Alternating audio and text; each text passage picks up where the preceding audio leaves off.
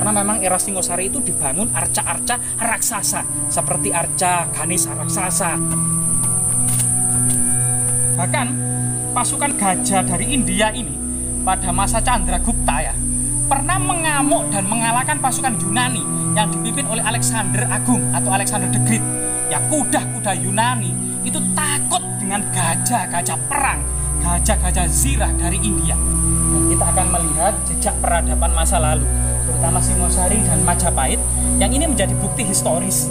Kalau ada sebagian kalangan bahkan intelektual ya, tokoh masyarakat yang ada di Jakarta itu mengatakan bahwasanya Majapahit itu hanya legenda belaka. Nah, inilah faktanya. Ini banyak tinggalan-tinggalan kerajaan Majapahit dan Singosari itu yang tercecer di gunung-gunung, di hutan-hutan. Bahkan ratusan punden berundak-undak, pertapaan, gua-gua, bahkan persajian dan altar-altar pemujaan yang ada di Gunung Penanggungan itu jumlahnya ratusan. Guys, jangan lupa like, subscribe, dan komen ya kan.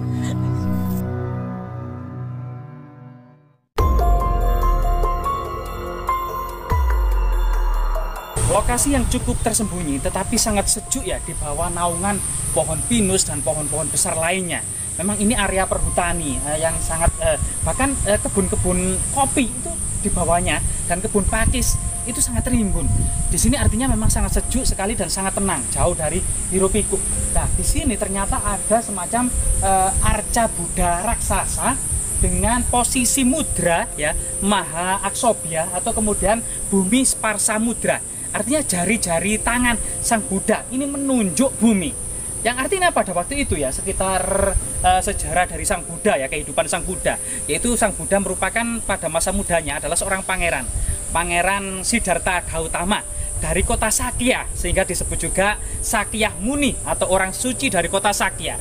Pangeran Siddhartha Gautama itu selalu hidup sejak kecil ya, itu bergelimang dengan kekayaan dan kemudian dengan wanita-wanita cantik dan gemerlapnya istana tanpa mengetahui kondisi masyarakat terhil, karena orang tuanya itu berusaha agar anaknya itu selalu di dalam rumah, tidak boleh kemudian melihat di luar istana. Nah, bahkan setelah menikah, Pangeran Siddhartha Gautama ini tidak sengaja jendela itu terbuka dan melihat dari atas menara istana itu banyak rakyat yang bersusah payah, banyak rakyat miskin, bahkan banyak yang cacat dan banyak yang sakit.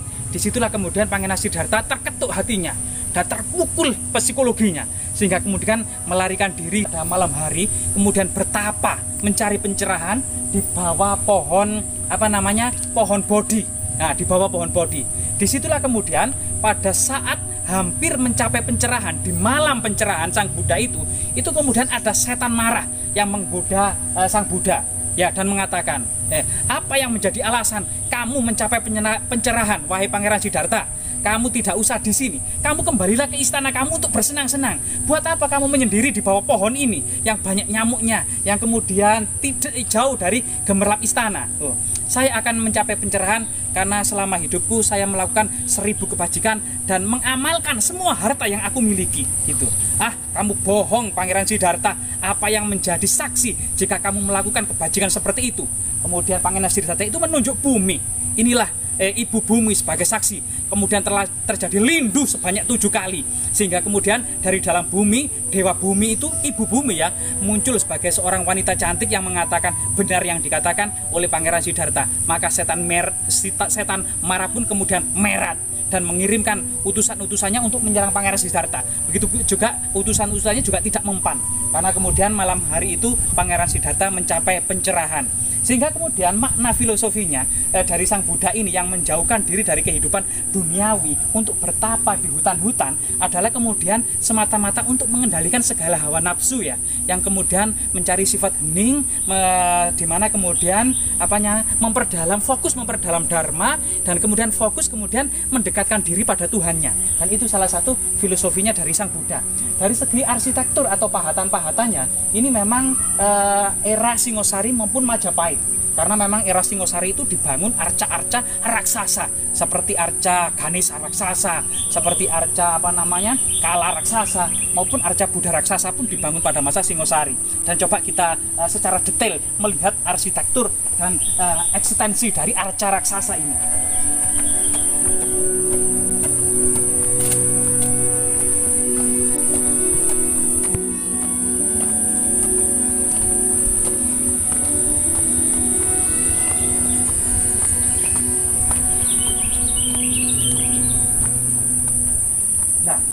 masuk ke dalam dan disapa oleh dua gajah ya. Nah, dua gajah ini, gajahnya lucu-lucu ini. Nah, kemungkinan ini apa namanya hasil seni ya, hasil seni. Tapi kekunoannya kita juga tidak tahu. Tapi secara pahatan ini bisa jadi kuno, bisa jadi apa namanya baru ya. Ada gajah di sini. Ini sudah menyambut kita. Gajah sendiri itu memang salah satu wahana atau kendaraan para raja Jawa itu membanggakan diri dengan naik gajah karena meniru di India, karena para raja India itu senantiasa kemudian dalam festival kenegaraan atau kerajaan senantiasa menaik gajah. Bahkan pasukan gajah dari India ini pada masa Chandragupta ya pernah mengamuk dan mengalahkan pasukan Yunani yang dipimpin oleh Alexander Agung atau Alexander the Great. Ya, kuda-kuda Yunani itu takut dengan gajah-gajah perang, gajah-gajah zirah dari India.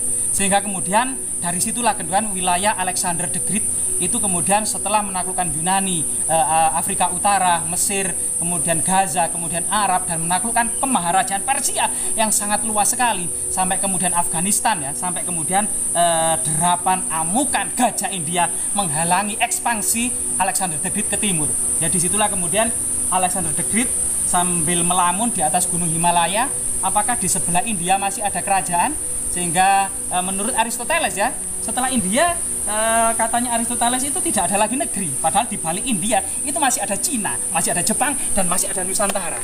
Dan disitulah kemudian di sini masyarakat itu masih kemudian menghormati dengan sesaji bunga melati, sesaji-sesajian yang lainnya, gitu ya. Nah, di sini memang suasana sangat tenang di bawah naungan pohon bambu kuning, dan kita akan melihat jejak peradaban masa lalu, terutama Singosari dan Majapahit. Yang ini menjadi bukti historis kalau ada sebagian kalangan bahkan intelektual ya, tokoh masyarakat yang ada di Jakarta itu mengatakan bahwasanya Majapahit itu hanya legenda belaka. Nah, inilah faktanya. Ini banyak tinggalan-tinggalan kerajaan Majapahit dan Singosari itu yang tercecer di gunung-gunung, di hutan-hutan, bahkan ratusan punden berundak-undak, pertapaan, gua-gua, bahkan persajian dan altar-altar pemujaan yang ada di Gunung Penanggungan itu jumlahnya ratusan dan banyak sekali.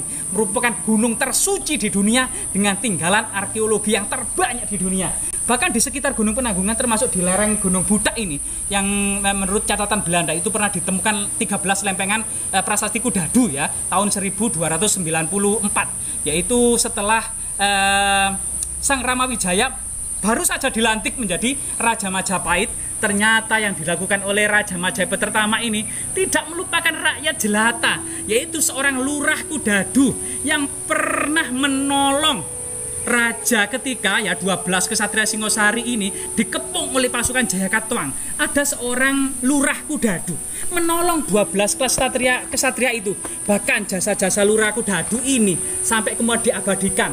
Lalu lurah Kudadu itu mempersembahkan degan atau kelapa muda kepada 12 kesatria Singosari, yang di dalam kelapa muda ini ada nasi putih, dan disitulah adalah masakan yang membuat para kesatria Singosari ini surprise dan mengingat terus jasa-jasa lurah Kudadu. Bahkan lurah Kudadu ini mengantarkan 12 kesatria Singosari ini sampai ke Sumenep untuk kemudian berlindung kepada Adipati Sumenep, yaitu Arya Wiyaraja. Dan disitulah kemudian seorang raja ternyata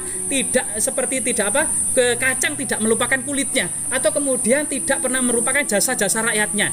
Sang Ramawijaya baru saja dilantik menjadi Raja Majapahit langsung mengeluarkan prasasti Kudadu, menjamin lurah Kudadu, desa Kudadu, dan anak turun Kudadu agar desa Kudadu bebas dari segala pajak dan pungutan, sehingga ditetapkan sebagai tanah simah perdikan Kudadu.